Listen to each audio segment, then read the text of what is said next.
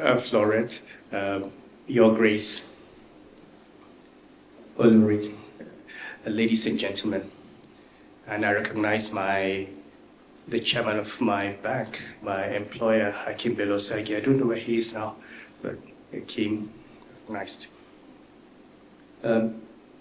It's a great honor for me to have the opportunity to make a few remarks on the occasion of the presentation of this 4th edition of a book from which I have benefited. I'm not a lawyer. I do plan to be one. Although listening to Justice Augie and Professor Simbaja, I'm beginning to get a bit discouraged. I've been a great beneficiary of the generosity of lawyers. You see, I get into a lot of trouble.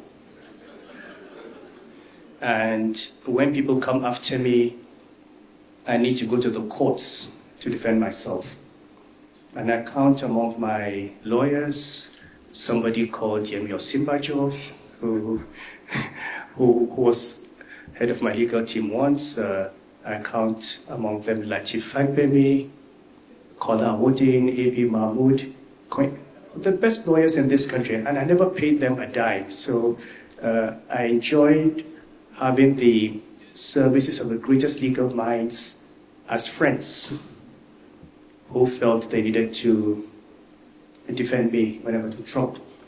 So when Justice Adefobe invited me here, I asked her what she wanted me to say. She said, well, just go with the flow, which is not a good idea all the time.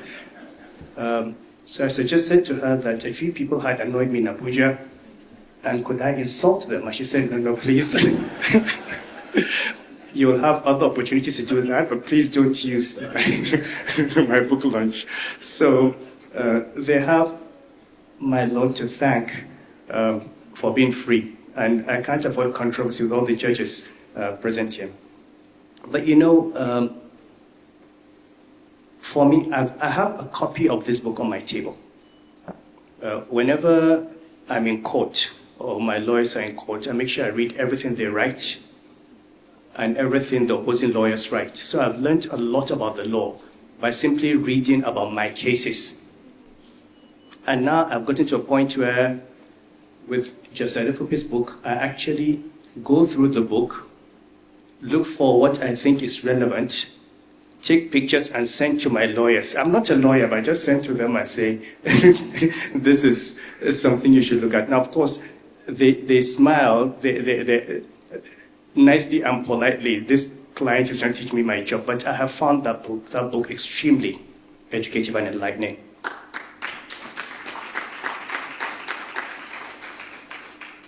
You know, when I started university, I wanted to study law.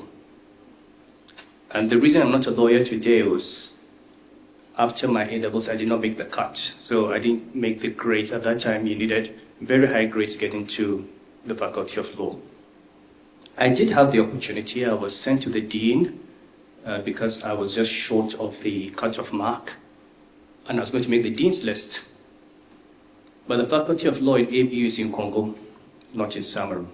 And he would assure me that if I brought any of my radicalism to his faculty, I would be dismissed.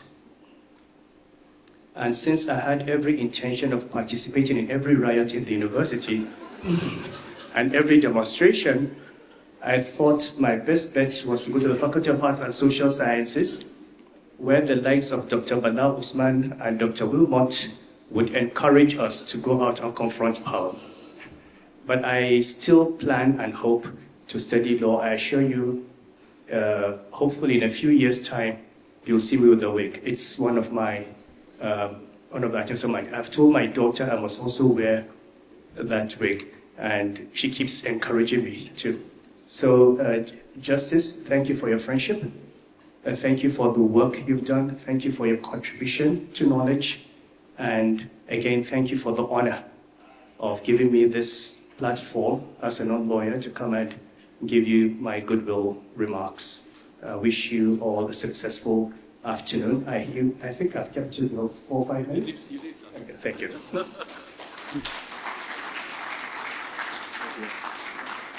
Thank you very much, Your Majesty. You spent exactly 3 minutes, 59 seconds.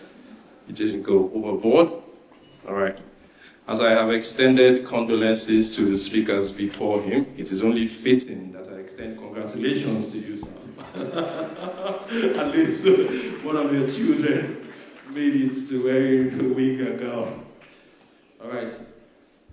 What do you guys think about Barrister Sanusi Lamido Sanusi? It sounds nice, doesn't it? And it would definitely feel good.